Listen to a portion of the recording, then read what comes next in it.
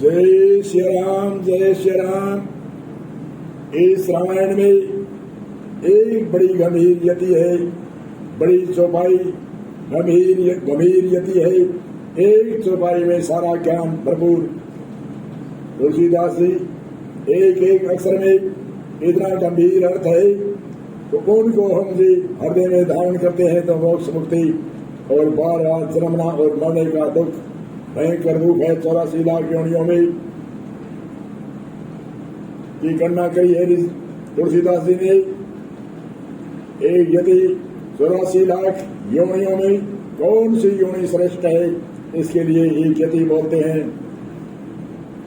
बड़े भागे मानुष तन पावा, सुर दुर्लभ से ग्रंथ ने गावा। साधन धाम मुख सकरे द्वारा, भये जापरे लोक संवारा। बड़े भाग्य और बड़े पुण्य से मनुष्य शरीर मिलता है। 84 लाख योनियों में सबसे श्रेष्ठ और सबसे उत्तम शरीर 84 लाख योनियों में मनुष्य शरीर है। इस शरीर की महिमा कहते हुए तुलसीदास जी कहते हैं, बड़े भाग्य मानुष तन पावा, सुर दुर्लभ सोए ग्रंथ ने गावा। साधन धाम मुख सकरे द्वारा, भये जापरे लोक सवारा। बड़े भाग से मनुष्य शरीर मिलता है। सुर दुर्लभ सब ग्रंथ ने गावा। सुर कहते हैं देवता भी मनुष्य शरीर की सराहना करते हैं। देवता क्यों करते हैं? पहली बात तो देवताओं ने स्वर्ग में जो सुख भोग रहे हैं 200, 400 या हजारों वर्ष का, वह पुण्य पूरा होने पर वह धरातल पर आते हैं। एक संत की यति भी है, कई बार इंद्र सुख भोग्या फिर 84 पठाई। कई बार इंद्र सुख भोग्या फिर 84 पठाई। आत्म ज्ञान उदय नहीं जब लगे गोता खाई।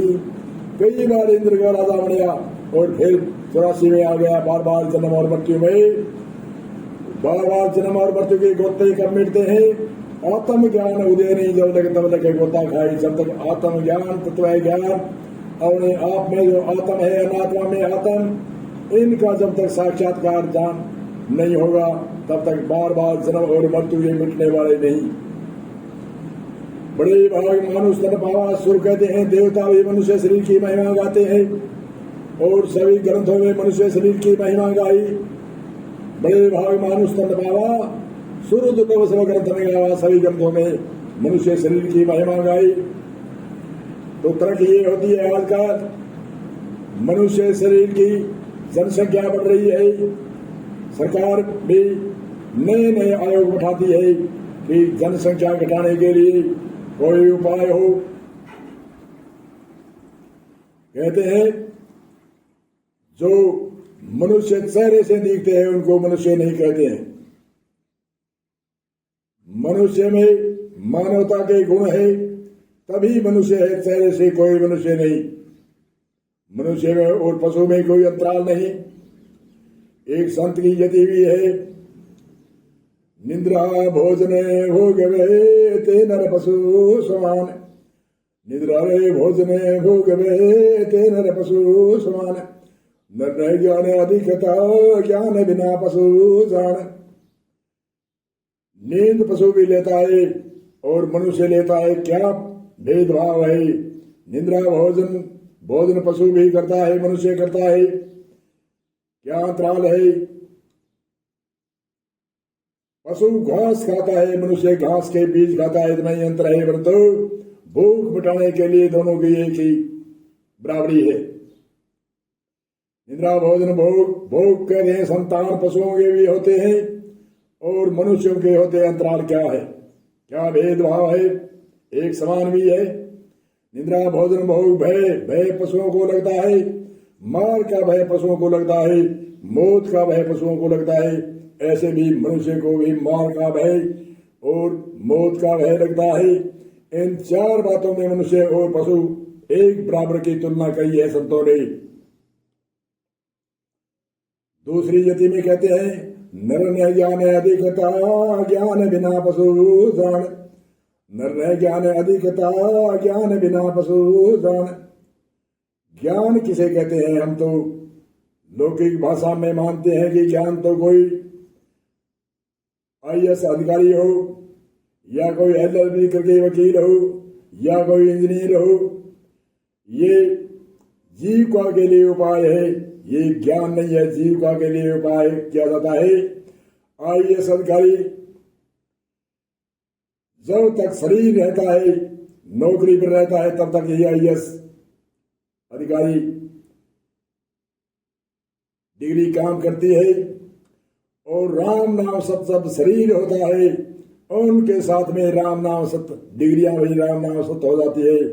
क्योंकि ये जीविका के लिए उपाय था। चाहे जीविका के लिए कोई नौकरी सरकारी करो, चाहे प्राइवेट करो, चाहे खेती करके पेट भरो, चाहे व्यापार करके, कोई भी बिजनेस करके पेट भरने का एक उपाय है। उनको ज्ञान नहीं कहते। ज्ञान किसे कहते हैं? जो तत्व ज्ञान है, आत्म ज्ञान है, उनको ज्ञान कहते हैं। ऋषि मुनियों ने तत्व ज्ञान पर ही जोर दिया है, आत्म ज्ञान पर जोर दिया है। आत्म ज्ञान उदय नहीं जब लग तब लगे गोता खाई। आत्म ज्ञान जब तक नहीं होता तब तक बार बार जन्म और मृत्यु लिए मिटने वाला नहीं। अगली यति में और भी बताते हैं, साधन धाम मोक्ष कर द्वारा। ये मनुष्य शरीर है, साधन का धाम है, मोक्ष का द्वार है। पाइए जहां पर लोग स्वा, ये मनुष्य शरीर प्राप्त करके पाके परलोक को स्वारो। साधन धाम मोक्ष कर द्वारा, पाइए जहां पर लोग स्वारा। ये रामायण की एक यति बहुत ही विस्तार से ज्ञान बताती है। ये शॉर्टकट में बताया मैंने, परंतु रामायण की एक एक यति है जो रामायण की राम की जीवनी है, राम की लीला है। नाम रूप लीला और धाम, ये चार अवतारों की धाम होती है। नाम जैसे राम का नाम, कृष्ण जी का नाम, ये नाम। रूप जैसे कृष्ण जी का रूप अलग, राम का रूप अलग। नाम रूप लीला कहते हैं जो अवतारों ने जो भी कार्य किए, भक्तों के उद्धार के लिए, धर्म स्थापना के लिए, दुष्टों का संहार के लिए, भक्तों के उद्धार के लिए, उनको कहते हैं लीला। नाम रूप लीला। धाम कहते हैं स्थान को, जैसे अयोध्या धाम है, मथुरा धाम है, गोकुल धाम, द्वारका धाम आदि आदि स्थान को धाम उस स्थान को कहते हैं। ऐसे भी संतों के भी चार धाम मानी जाती है। संतों का नाम रूप और लीला कहते हैं जहां त्याग तपस्या करके, जहां साधना करके और भक्तों के उद्धार के लिए जो देश में भ्रमण करके जीवों का उद्धार करके संत घूमते हैं, उपदेश देते हैं।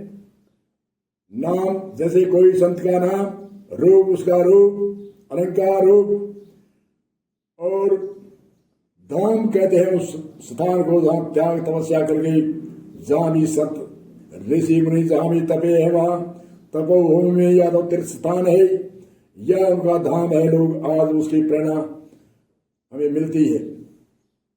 कोई भी चाहे नदी है, उनके किनारे जहां भी संत रहे, उनका तीर्थ स्थान का धाम हो गया।